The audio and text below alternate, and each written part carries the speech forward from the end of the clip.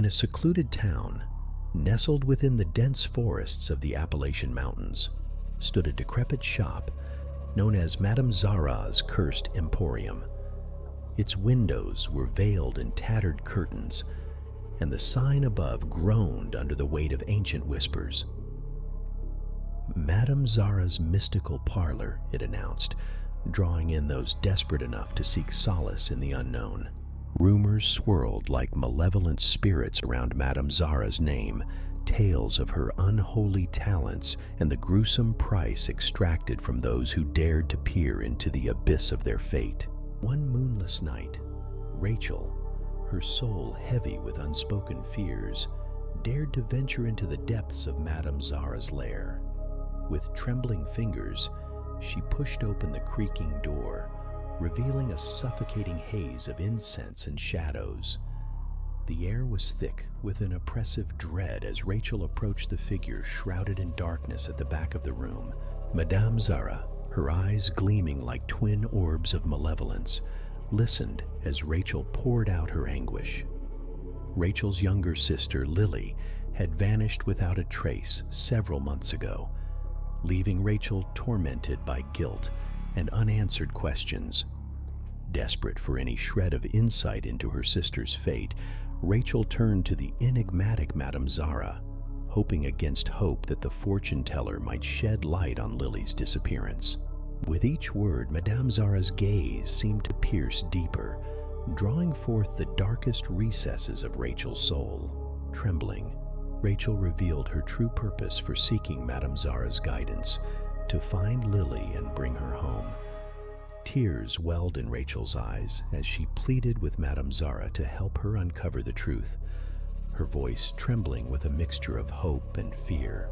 Silence hung like a funeral shroud as Madame Zara spoke, her voice a venomous whisper that crawled beneath Rachel's skin.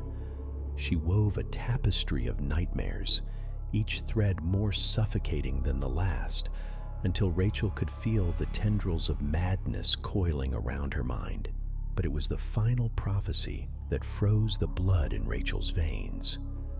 Madame Zara leaned forward, her breath cold as the grave, and uttered words that resonated with the chilling certainty of damnation.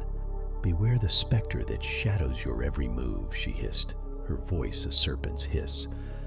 "For where you tread, death shall follow, and the toll of foresight shall be paid in screams." Rachel fled the accursed parlor while screaming her lungs out, her heart pounding in terror. But even as she fled into the night, she could feel the weight of Madame Zara's prophecy bearing down upon her like a tombstone. Days turned to nights, and Rachel found herself ensnared in a waking nightmare. Everywhere she turned, she felt the cold breath of death upon her neck, and the shadows seemed to twist and writhe with a life of their own.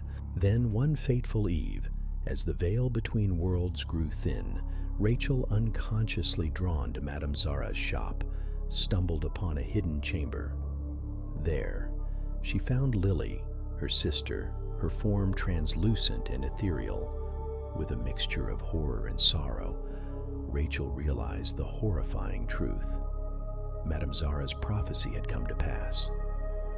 Lily's spirit, trapped by the dark magic, had become the specter that haunted Rachel's every step.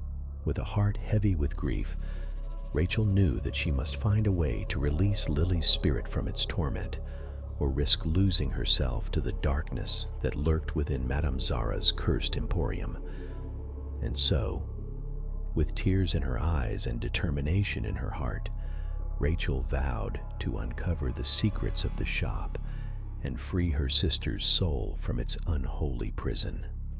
Whether she succeeded or succumbed to the darkness, only the veiled hands of fate could decide.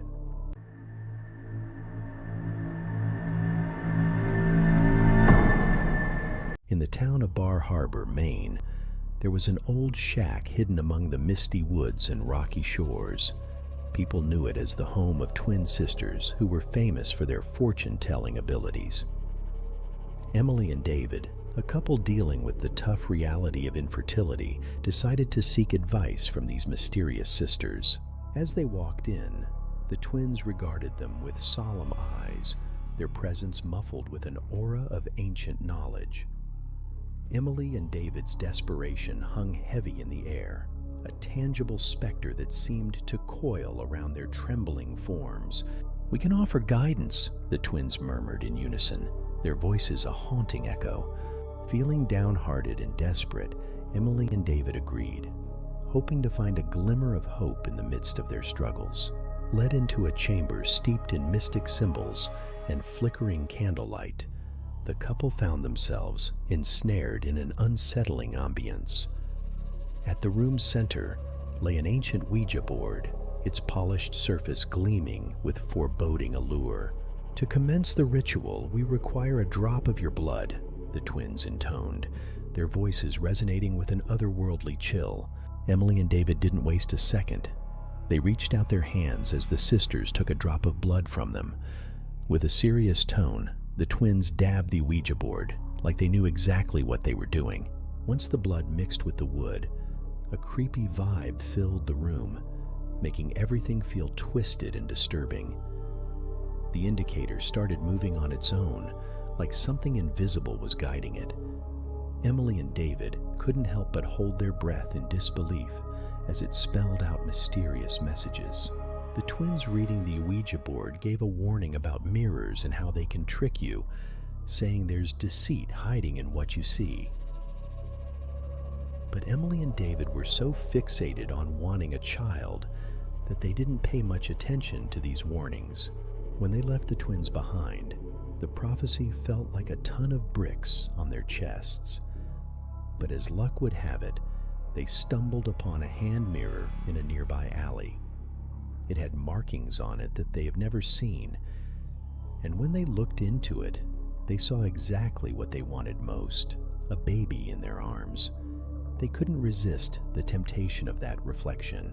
Obsessed with the mirage that beckoned from beyond the glass, David spiraled into the abyss of alcohol-fueled despair, his mind consumed by visions of what could have been.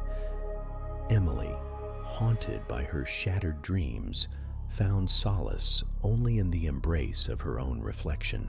But as the days stretched into endless nights, the shadows of their desires twisted and warped, revealing the true horror that lurked within. David, lost to the depths of his addiction, succumbed to the darkness that consumed him. His soul swallowed by the void. Alone, Emily gazed into the mirror, her reflection a haunting reminder of the tragedy that had befallen them. In a moment of heartbreaking despair, she took her own life, her spirit shattered by the cruel threads of fate. The shack of the twin sisters stood silent witness to the devastation brought by their prophecy. For in the end, it was not the mirrors that deceived, but the darkness that dwelled within the hearts of those who dared to seek their guidance.